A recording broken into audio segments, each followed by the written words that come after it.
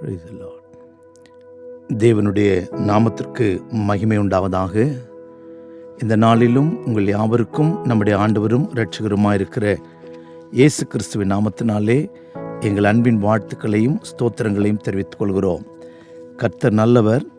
அவருடைய பெரிய கிருபையினாலே இந்த மாதத்தினுடைய கர்த்தருக்கு ஸ்தோத்திரம் 22 நாட்களை கழித்து 23வது நாளை இந்த 4வது ஞாயிற்றுக்கிழமையை காண செய்த தேவனை நன்றியோடு கூட ஸ்தோத்தரிக்கிறேன்.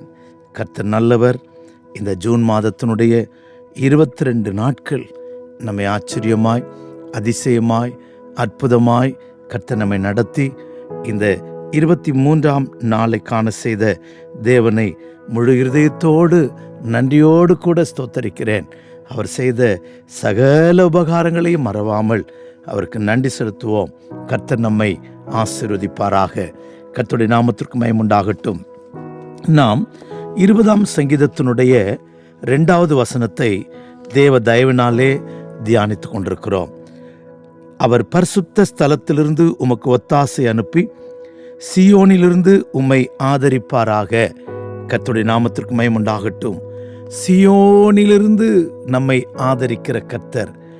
ஆதரிப்பு என்று சொல்லும்போது 3 ஆங்கில வார்த்தைகள் பயன்படுத்தப்பட்டிருக்கிறது. Support, sustain and strength. கர்த்தருக்கு ஸ்தோத்திரம். பல பாஷைகளிலே வேதத்தை பல மொழிபெயர்ப்புகளிலே வாசிக்கும்போது அது சப்போர்ட், சஸ்டைன் அண்ட் ஸ்ட்ரென்த் என்று எழுதப்பட்டிருக்கிறது.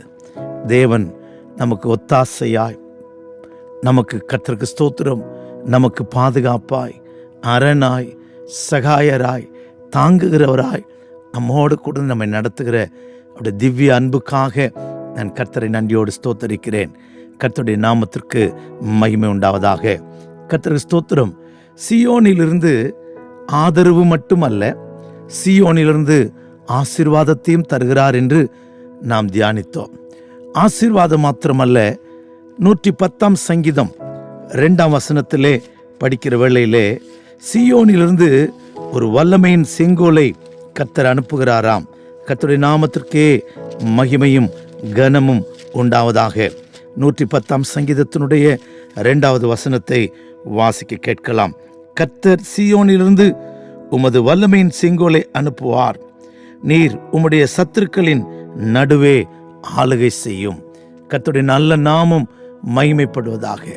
சீயோனிலிருந்து வல்லமையின் செங்கோலை கர்த்தர் அனுப்புகிறாரா? கர்த்தருக்கு ஸ்தோத்திரம். இந்த வல்லமையின் செங்கோலை நீங்களும் நானும் பெற்றுக்கொள்வோமாக. சத்துருக்களின் நடுவே நீர் ஆளுகை செய்யும். வல்லமையின் செங்கோலை ஏன் கர்த்தர் அனுப்புகிறார் என்று சொன்னால், கர்த்தருடைய நாமத்திற்கு மகிமை உண்டாகட்டும். நாம் இந்த வல்லமையின் செங்கோலை கொண்டு சத்துருக்களின் நடுவிலே ஆளுகை செய்ய வேண்டுமாம். கர்த்தருடைய நல்ல நாமம் உயர்த்தப்படுவதாக. வேதத்திலே அநேகருக்கு தேவன் கோலை கொடுத்திருக்கிறார்.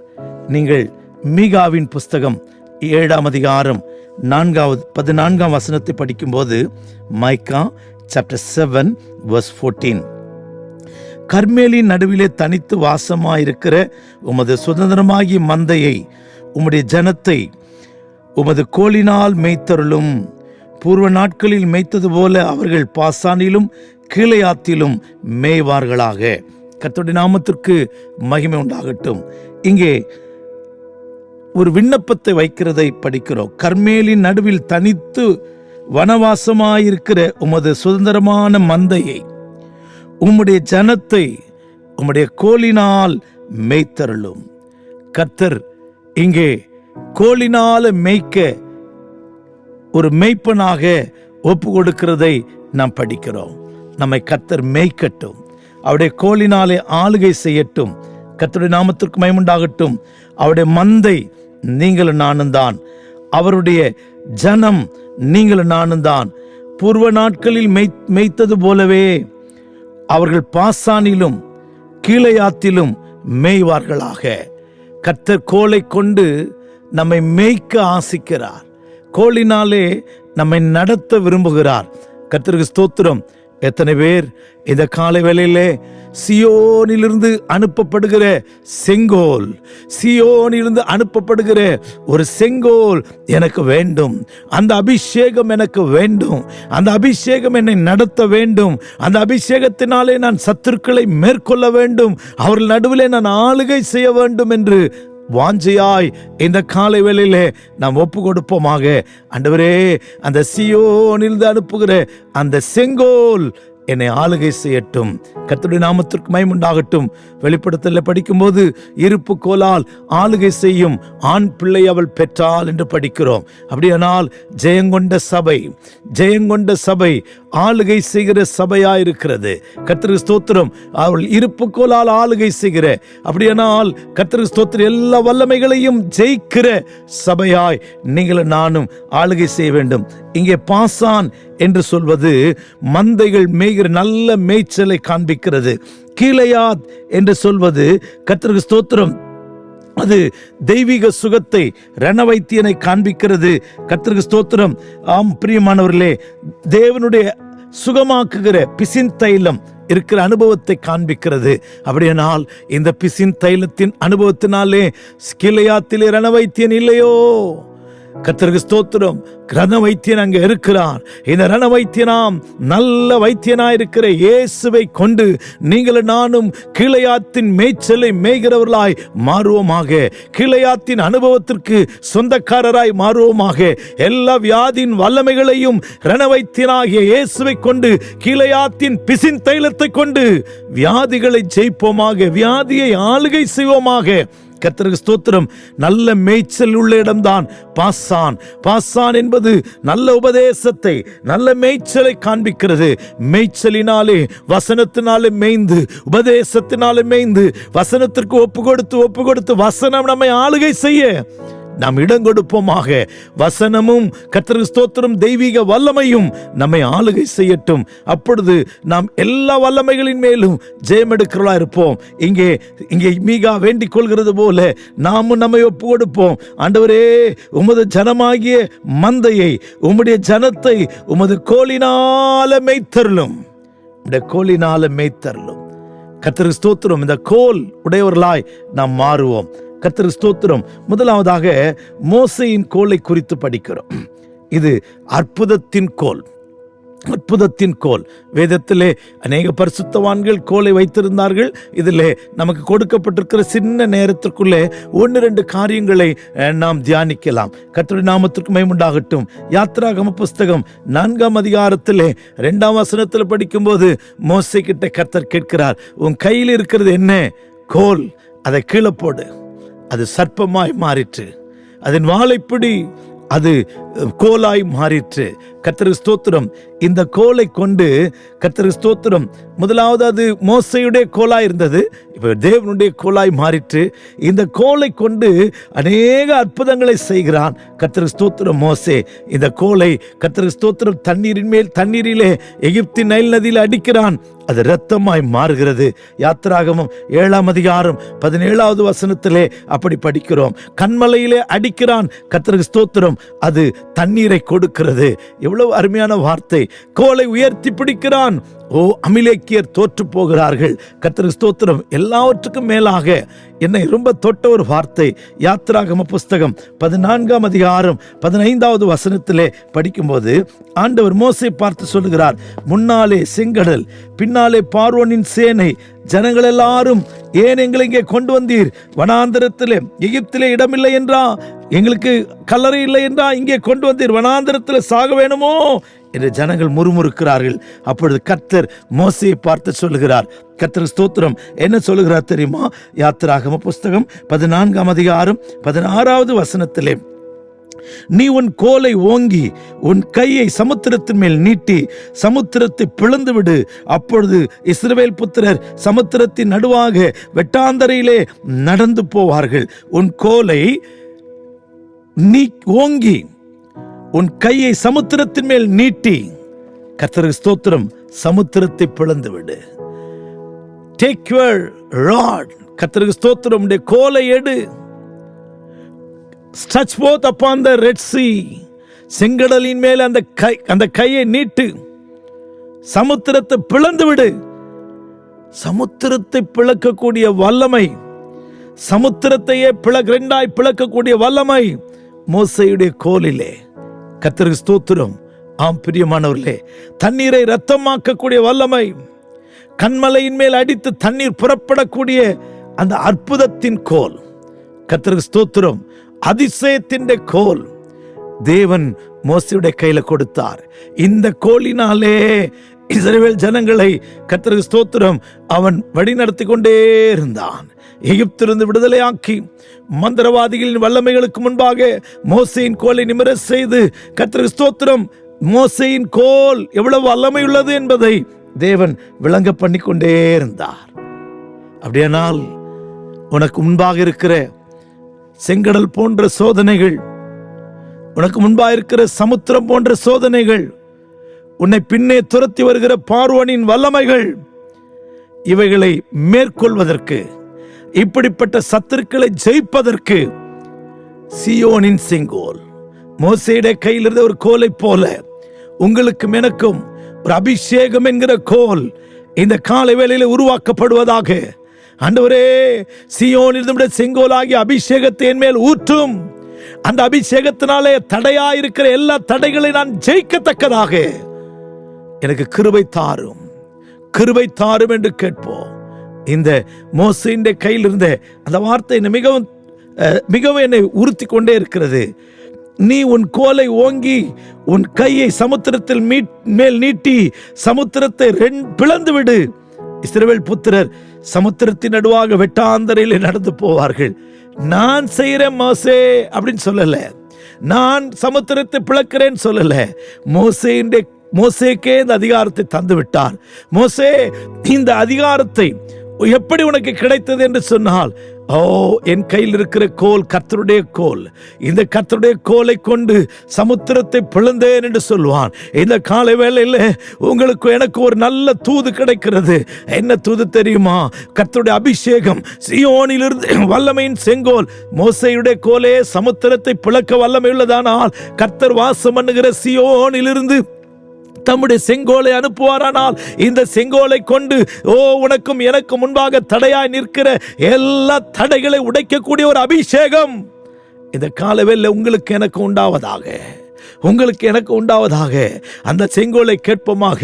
ஆண்டவரே, இந்த வல்லமையின் கோலை செங்கோலை அனுப்பும் ஆண்டவரே, அந்த வல்லமையின் செங்கோலை அனுப்பும் ஆண்டவரே, அந்த அபிஷேகமாகிய செங்கோலை அனுப்பும் ஆண்டவரே. சத்துருக்களின் நடுவில் நான் ஆளுகை செய்யும்படியாய், தடைகள் மேல் தடைகளை எதிர்த்து ஜெயிக்கிறவனாய் மாறும்படியாய், பின்னிட்டு வருகிற பார்வோனின் வல்லமைகளை ஜெயிக்கிறவனாய் மாறும்படியாய் அந்த அபிஷேகத்தை ஊற்றும் ஆண்டவரே, அபிஷேகத்தை ஊற்றும். இரண்டாவது, ஒரு மனிதனுடைய கையில் இருந்த ஒரு கோல், ஆரோனின் கோல். மோசேயின் கையில் இருந்த கோல் அற்புதத்தின் கோல், அற்புதங்களை செய்த கோல். சமுத்திரமே இரண்டாய் பிளந்ததானா? கர்த்தருக்கு ஸ்தோத்திரம். சிந்தித்து பாருங்கள். மோசேயுடைய கையில் இருந்த கோல் அற்புதத்தின் கோல், இரண்டாவது வல்லமையின் கோல், வல்லமையின் கோல். யாத்திராகம புஸ்தகம் 7ஆம் அதிகாரம் 8ஆம் வசனத்திலிருந்து நான் வாசிக்கும் போது, எக்ஸோடஸ் சாப்டர் 7 verse 8 onwards, கர்த்தர் மோசேயையும் ஆரோனை நோக்கி, உங்கள் பட்சத்திற்கு ஒரு அற்புதம் காட்டுங்கள் என்று பார்வோன் உங்களோட சொன்னால், அப்பொழுது நீ ஆரோனை நோக்கி உன் கோலை எடுத்து அதை பார்வோனுக்கு முன்பாக போடு என்பாயாக. அது சர்ப்பமாகும். மோசேயும் ஆரோனும் பார்வோனிடத்தில் போய் கர்த்தர் தங்களுக்கு கட்டளையிட்டபடி செய்தார்கள். ஆரோன் பார்வோனுக்கு முன்பாக அவன் ஊழியக்காரருக்கு முன்பாக தன் கோலை போட்டான். அது சர்ப்பமாய் மாறிற்று. அப்பொழுது பார்வோன் சாஸ்திரிகளையும் சூனியக்காரரையும் அழைப்பித்தான். எகிப்தின் மந்திரவாதிகள் தங்கள் மந்திர வித்தையினாலே அப்படி செய்தார்கள். அவர்கள் ஒவ்வொருவனாக தன் கோலை போட்டபோது அவைகள் சர்ப்பங்களாயின. ஆரோனுடைய கோலோ அவருடைய கோலை விழுங்கிற்று. கர்த்தருடைய நாமத்திற்கு மகிமை உண்டாகட்டும். ஆரோனுடைய கோலோ அவருடைய கோலை விழுங்கிற்று. கர்த்தருக்கு ஸ்தோத்திரம். ஆம் பிரியமானவர்களே, கர்த்தர் வல்லமையுள்ளவர். பிசாசும் சில அற்புதங்கள், பொய்யான அடையாளங்கள், பொய்யான அதிசயங்களை காண்பித்து தனக்கும் வல்லமை இருக்கிறதை போல காண்பிப்பான். ஆனால் வேதம் சொல்லுகிறது, ஆரோனின் கோல் மந்திரவாதிகளின் கோலை விழுங்கி போட்டது. சூனியக்காரருடைய கோலை விழுங்கி போட்டது. மாய வித்தக்காரருடைய கோலை விழுங்கி போட்டது. கர்த்தருடைய நாமத்திற்கு மகிமை உண்டாகட்டும். தேவன் அபிஷேகத்தை தருவாரானால் இது அபிஷேகத்திற்கு முன்பாக எந்த மந்திர வல்லமைகளும் நம்மை மேற்கொள்ள முடியாது. ஆனபடினாலே கர்த்தருக்கு ஸ்தோத்திரம். நீங்களும் நானும் கர்த்தரிடத்தில் அந்த கோலை கேட்போம். ஆண்டவரே, அந்த வல்லமையின் கோல். கர்த்தருக்கு ஸ்தோத்திரம். உலகத்தில் இருக்கிறவனை காட்டிலும் உங்களுக்குள்ளே எனக்குள்ளே இருக்கிறவர் பெரியவர். கர்த்தருக்கு ஸ்தோத்திரம். உலகத்தில் இருக்கிறவர்களை பார்க்கிலும் நமக்குள் இருக்கிறவர் பெரியவர். அப்படிப்பட்ட ஒரு பெரிய அபிஷேகத்தை, மாந்திரிக வல்லமைகளை, மாந்திரிக சக்திகளை, மந்திரிக சூனிய கட்டுகளை மேற்கொள்ளுகிற ஒரு அபிஷேகத்தை தேவன் உங்களுக்கும் எனக்கும் தந்திருக்கிறார். இதே மந்திரவாதிகள் தான், இதே மாய வித்தைக்காரர்கள் தான் பார்வோனிடத்தில் பார்த்து சொல்கிறார்கள், இது தேவனுடைய விரல், இது தேவனுடைய கரம் என்று சொல்லுகிறார்கள். ஆனாலும் அவன் பார்வோன் இருதயத்தை கடினப்படுத்தினான். கர்த்தருக்கு ஸ்தோத்திரம். எனக்கு அருமையான தேவ ஜனமே, ஆரோனின் கோல் மந்திரவாதிகளின் கோலை விழுங்கி போட்டது. உங்களை பயமுறுத்துகிற, உங்களை போல கர்த்தருக்கு ஸ்தோத்திரம் வேதனைப்படுத்த விரும்புகிற, எங்களுக்கும் வல்லமை உண்டு என்று கொக்கரிக்கிற எல்லா வல்லமைகளுக்கும் பயப்பட வேண்டாம். அவைகளை மேற்கொள்ளுகிற ஒரு அபிஷேகம், அவர்களை மேற்கொள்ளுகிற ஒரு வல்லமை உங்களுக்கும் எனக்கும் கர்த்தர் தந்திருக்கிறார். உங்களுக்கு எனக்கு கர்த்தர் தந்திருக்கிறார். கர்த்தருக்கு ஸ்தோத்திரம். அதோடு மாத்திரமல்ல, என்னாகம புஸ்தகம் 17ஆம் அதிகாரம் கர்த்தருக்கு ஸ்தோத்திரம் 6 முதல் 8 வரைக்கும் படிக்கும்போது, இஸ்ரவேல் ஜனங்கள் மத்தியிலே உங்களை கொண்டு மட்டும்தான் கர்த்தர் ஊழியம் செய்வாரா என்கிற ஒரு பெரிய பிரச்சனை. அப்பொழுது கர்த்தர் சொல்லுகிறார், ஒவ்வொரு கோத்திரத்துக்கும் ஒவ்வொரு கோலை கொண்டு வாருங்கள். லேவியின் கோத்திரத்திலே ஆரோனுடைய பெயரை எழுதுங்கள். அது தேவ சமூகத்தில் இருக்கட்டும். யாருடைய கோல் துளிர்க்கிறதோ, யாருடைய கோல் பூக்கிறதோ, யாருடைய கோல் வாதுமை கனிகளை தருகிறதோ, அவனை கொண்டே நான் ஊழியம் செய்வேன். ஆம் பிரியமானவர்களே, கர்த்தருக்கு ஸ்தோத்திரம். இது ஆரோனின் கோல், தேவ சமூகத்தில் இருக்கிற கோல். எல்லாரும் தேவ சமூகத்தில் இருந்தாங்க. ஆனால் எல்லாராலும் தேவ சமூகத்தில் உயிர்ப்பிக்கப்பட முடியல, துளிர்க்க முடியல, பூ பூக்க முடியல, வாதுமை கனிகளை தர முடியல.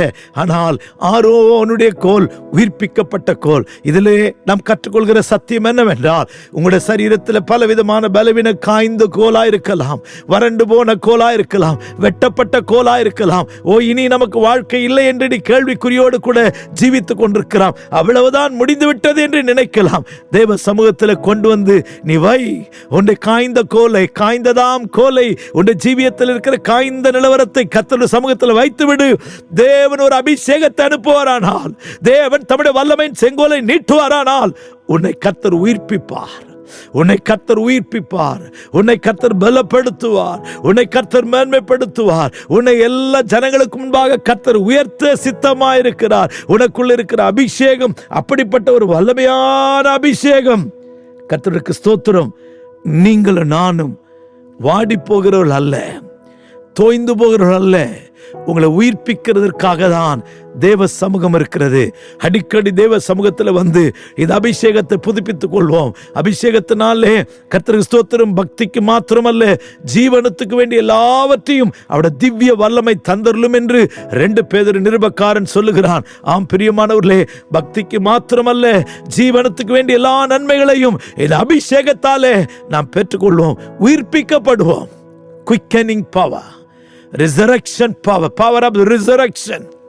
உங்களுக்குள்ளே எனக்குள்ளே அந்த காய்ந்த கோலை கர்த்தருக்கு ஸ்தோத்திரம் உயிர்ப்பிக்கிற வல்லமையை பெற்றுக்கொள்வோம். ஒரு பக்தன் விதமாய் சொல்லுகிறான், காய்ந்ததாம் கோலாம் கரங்களில் எடுத்து. கர்த்தருக்கு ஸ்தோத்திரம். அந்த காய்ந்த கோலா இருக்கலாம், உன்னை கரங்களில் எடுத்து கர்த்தர் பாவிக்கும்படி ஆண்டவரே என்னை பயன்படுத்து, எனக்கு ஒரு அபிஷேகத்தை தாரும், எனக்கு ஒரு வல்லமை தாரும் என்று கேட்போம். கர்த்தர் வல்லமை தருவார். இன்னொன்று மாத்திரமல்ல, எசேக்கியேலின் புஸ்தகத்திலே 3வது ஒரு கோலை குறித்து படிக்கிறோம். கர்த்தர் ஸ்தோத்திரம். 37ஆம் அதிகாரத்திலே வாசிக்கும் போது, 37ஆம் அதிகாரத்திலே 17வது வசனத்திலிருந்து 16, 17 வாசிக்கிறேன். மனுபுத்திரனே, நீ ஒரு கோலை எடுத்து அதில் யூதாவுக்கும் அதை சேர்ந்த இஸ்ரவேல் புத்திரருக்கும் அடுத்தது என்று எழுதி, பின்பு வேறொரு கோலை எடுத்து அதில் எப்ராயிமுக்கு அதை சேர்ந்த இஸ்ரவேல் வம்சத்தார் அனைவருக்கும் அடுத்த யோசேப்பின் கோல் என்று எழுதி, அவைகளை ஒரே கோலாகும்படி ஒன்றோடு ஒன்று இணைய செய். அவைகள் உன் கையில் ஒன்றாகும். இவைகளின் பொருள் இன்னதென்று அறிவிக்க மாட்டீரோ என்று ஜனத்தின் புத்திரரிடத்தில் கேட்டால், நீ அவர்களை நோக்கி கர்த்தராகிய ஆண்டவர் உரைக்கிறது என்னவென்றால், இதோ எப்பிராயீமுக்கும் அதை சேர்ந்த இஸ்ரவேல் கோத்திரங்களுக்கும் அடுத்த யோசேப்பின் கோலை எடுத்து அதை யூதாவின் கோலோடு சேர்த்து அவைகளை ஒரே கோலாக்குவேன், அவைகள் என் கையில் ஒன்றாகும் என்கிறார் என்று சொல். கர்த்தர் ஸ்தோத்திரம். ஆம் பிரியமானவர்களே, இந்த கோல் கர்த்தர் ஸ்தோத்திரம் ஐக்கியத்தை காண்பிக்கிறது. யூதாவின் கோத்திரத்தின் கோலையும் எப்ராயிமின் கோத்திரத்து கோலையும் இஸ்ரவேலின் கோத்திரத்தை ரெண்டாய் ஒன்றாக்குவேன். அந்த வசனத்தினுடைய கர்த்தர் ஸ்தோத்திரம் 22வது வசனத்தில் படிக்கும்போது, அவர்கள் இஸ்ரவேல் மலைகளாகிய தேசங்களிலே ஒரே ஜாதியாக்குவேன், ஒரே ராஜா அவர்கள் எல்லாருக்கும் ராஜாவாயிருப்பான். அவர்கள் இனி 2 ஜாதிகளாக இருப்பதில்லை, அவர்கள் இனி 2 ராஜ்யங்களாய் பிரிக்கப்படுவதும் இல்லை. கர்த்தர் ஸ்தோத்திரம் ஐக்கியத்தை காண்பிக்கிறது. இந்த அபிஷேகம் நமக்குள்ள ஒரு மனதை பிரிக்கப்படாத கிறிஸ்துவோடு கூட கட்டப்படுகிற அனுபவத்தை காண்பிக்கிறது.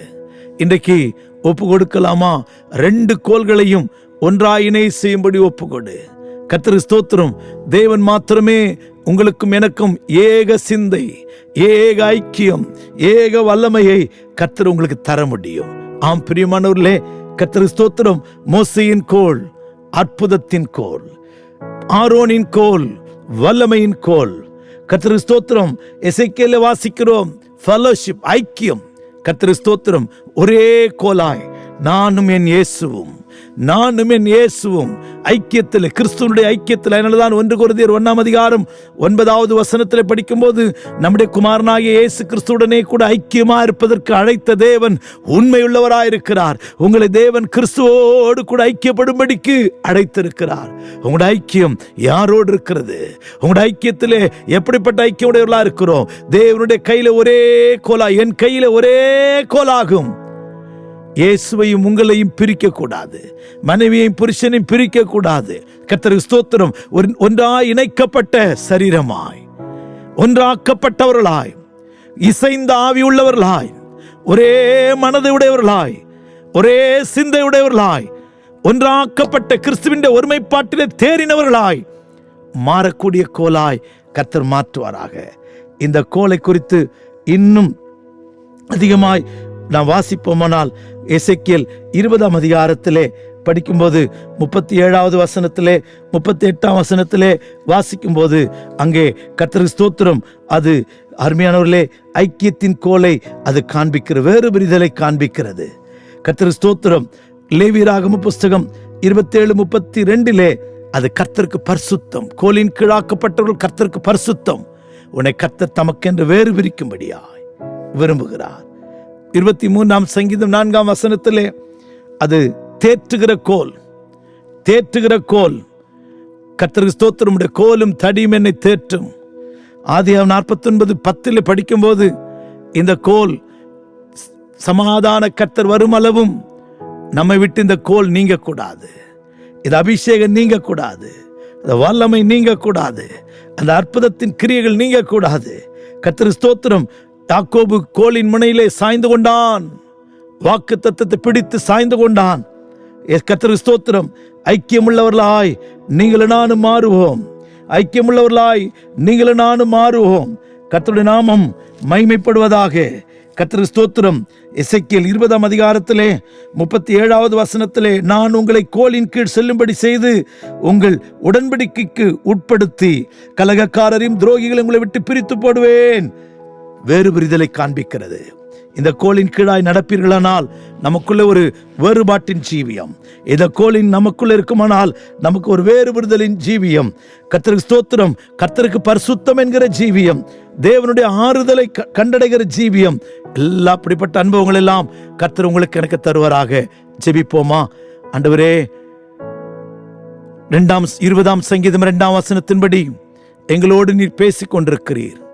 பரிசுத்த ஸ்தலத்தில் ஒத்தாசையும் சீயோனிலிருந்து ஆதரவும் அபிஷேகமும் ஆசீர்வாதமும் தருகிறீர். சீயோனிலிருந்து செங்கோலை அனுப்புகிறீர். அது மோசே இஸ்ரவேல் ஜனங்களை விடுவிக்க கர்த்தாவே தரையில போட்டதும், சமுத்திரத்தின் மேல் நீட்டினதும், கைகளால் உயர்த்தப்பட்டதும், தாவே கற்பனை அடித்ததும், அப்படிப்பட்ட வல்லமையின் கோல், அப்படிப்பட்ட அற்புதத்தின் கோல் எங்களோட ஜீவியத்தில் உருவாக்கட்டும். எங்களோட வாழ்க்கையில் இந்த அபிஷேகத்தை கொண்டு எல்லா தடையாய் எங்களை முன்னேற விடாதபடி தடை செய்கிற எல்லா தடைகளின் வல்லமைகளை, சிவந்த சமுத்திரத்தின் வல்லமைகளை ஜெயிக்கிறவளா எங்களை மாற்றும். ஆரோனின் கோலை போல சத்துருடைய வல்லமையில் விழுங்கி போட்டது. நாங்கள் ஆண்டவரே சத்துரு எங்களை விழுங்காதபடி நாங்கள் வல்லமைகள் மேல் ஜெயம் எடுக்கிறவளாய் எங்களை மாற்றும் ஆண்டவரே. யாக்கோபின் கோலை போல வாக்கு தத்தத்தை பிடித்து கொண்டு அந்த அபிஷேகத்திலே சார்ந்து ஜீவிக்கிற கிருபையை ஊற்றும். எசேக்கியேல் நாங்கள் வாசித்தது போல கிறிஸ்துவோடு கூட ஒன்றாக்கப்படுகிற, உம்முடைய கையில் ஒரே கோலாய் ஆக்கப்படுகிற அந்த அனுபவத்தை தாரும். இந்த கோல் எங்களை ஆற்றுமே, இந்த கோல் எங்களை நடத்துமே, இந்த கோல் எங்களை கலகக்காரரை விட்டு, துன்மார்க்கரை விட்டு வேறு பிரிக்குமே. அந்த அனுபவங்கள் எல்லாம் தந்து எங்களை நடத்தும், எங்களை ஆசீர்வதியும். கிருபை எங்களை தொடரட்டும். இயேசுவின் நாமத்தில் பிதாவே, ஆமேன், ஆமேன். கர்த்தர் உங்களை ஆசீர்வதிப்பாராக. Praise the Lord, praise the Lord.